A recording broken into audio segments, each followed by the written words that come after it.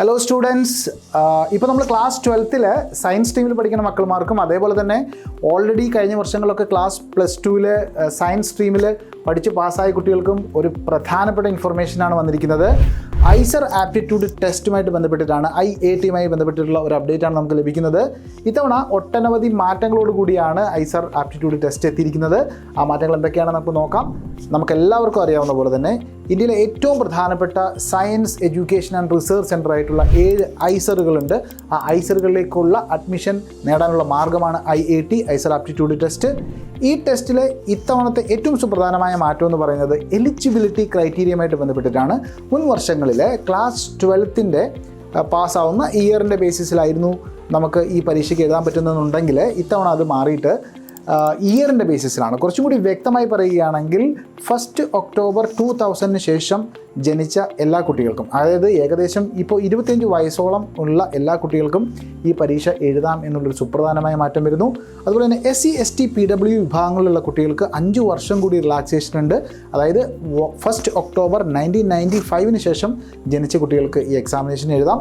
തീർച്ചയായിട്ടും വളരെ സുപ്രധാനമായ ഒരു മാറ്റമാണ്. എന്തുകൊണ്ടാണെന്ന് വെച്ചാൽ ഈ കഴിഞ്ഞ വർഷങ്ങളിലൊക്കെ ആയിട്ട് നമ്മൾ കാണുന്ന ഒരു ട്രെൻഡ് അനുസരിച്ചിട്ട് ഐസറിലേക്ക് അപ്ലൈ ചെയ്യുന്ന വിദ്യാർത്ഥികളുടെ എണ്ണം ക്രമാനുഗതമായിട്ട് കൂടി വരികയാണ്.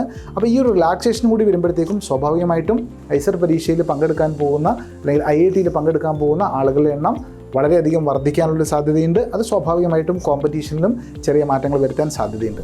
എല്ലാ വർഷവും ഈ 7 ഐസറുകളിലെ ഏതെങ്കിലും ഒരു ഐസറാണ് ഈ ഒരു IAT എന്ന് പറഞ്ഞ എക്സാമിനേഷൻ കണ്ടക്ട് ചെയ്യുക. ഇത്തവണ ഐസർ തിരുപ്പതിയാണ് ഈ എക്സാമിനേഷൻ കണ്ടക്ട് ചെയ്യുന്നത്.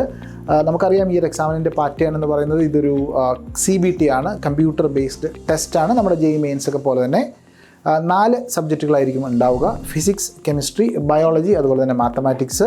ടോട്ടൽ 60 ക്വസ്റ്റ്യൻസ് ആണ് ഉണ്ടാവുക. അതിൽ നമുക്ക് 4 മാർക്സ് ഫോർ റൈറ്റ് ആൻസർ ആണ്, 240 മാർക്സ് ആണ് ടോട്ടൽ വരിക. അതുപോലെ തന്നെ നെഗറ്റീവ് മാർക്കിംഗ് സിസ്റ്റവും ഉണ്ടാവും. പുതിയ കോഴ്സുകളെ പറ്റി പറയുകയാണെങ്കിൽ ഐസർ തിരുപ്പതിയിൽ തന്നെ ഒരു പുതിയതായിട്ടുള്ള ഒരു BS course in economics and statistics start ചെയ്യുന്നുണ്ട്. അതുകൂടാതെ തന്നെ ഐസർ ഭോപ്പാൽ ഓഫർ ചെയ്യുന്ന BS കമ്പ്യൂട്ടർ സയൻസ് മാറിയിട്ട് ഇനി മുതൽ BTech ഡിഗ്രി ആയിരിക്കും അവാർഡ് ചെയ്യപ്പെടുക.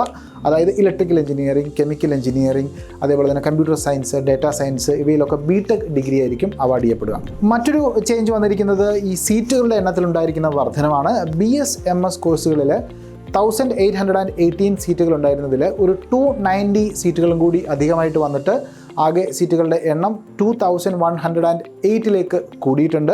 അപ്പോൾ ഇതെല്ലാം കൂടി ചേർത്തിട്ട് ഐസറിൽ മുഴുവൻ കോഴ്സുകൾക്കുമായിട്ടും അവൈലബിൾ ആയിരിക്കുന്ന സീറ്റുകളുടെ എണ്ണം 2333 ആയിട്ട് വർദ്ധിച്ചിരിക്കുന്നു. ഇനി നമുക്ക് ഈ IAT 2025 ബന്ധപ്പെട്ടിട്ടുള്ള സുപ്രധാനമായിട്ടുള്ള ചില ഡേറ്റുകൾ നോക്കാം. രജിസ്ട്രേഷൻ പോർട്ടൽ മാർച്ച് 5 ഓപ്പൺ ആകുന്നു. ഏപ്രിൽ 15 വരെ അവൈലബിൾ ആണ്. ഈ കാലഘട്ടത്തിനിടയിൽ നമുക്ക് എന്ത് ചെയ്യാൻ പറ്റും? നമ്മുടെ രജിസ്ട്രേഷൻ പ്രോസസ്സ് ഓൺലൈനായിട്ട് കംപ്ലീറ്റ് ചെയ്യാൻ സാധിക്കും. ഏപ്രിൽ 21, 22 ഡേറ്റുകളിൽ കറക്ഷൻ വിൻഡോ ഓപ്പൺ ആകും.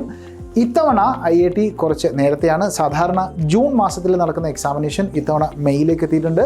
അപ്പോൾ മെയ് 25 നമ്മുടെ ഏറ്റവും പ്രധാനപ്പെട്ട ഡേറ്റ്, IAT എക്സാമിനേഷൻ ഡേറ്റ്. അപ്പോൾ മെയ് 15 കൂടി നമുക്ക് അഡ്മിറ്റ് കാർഡ് നമുക്ക് ഡൗൺലോഡ് ചെയ്യാൻ സാധിക്കും. അപ്പോൾ ഈ ഒരു എക്സാമിനേഷൻ്റെ രജിസ്ട്രേഷൻ ഫീ എന്ന് പറഞ്ഞാൽ 2000 റുപ്പീസാണ്. SC ST PWD വിഭാഗങ്ങളിൽപ്പെട്ട കുട്ടികൾക്ക് 1000 റുപ്പീസാണുള്ളത്.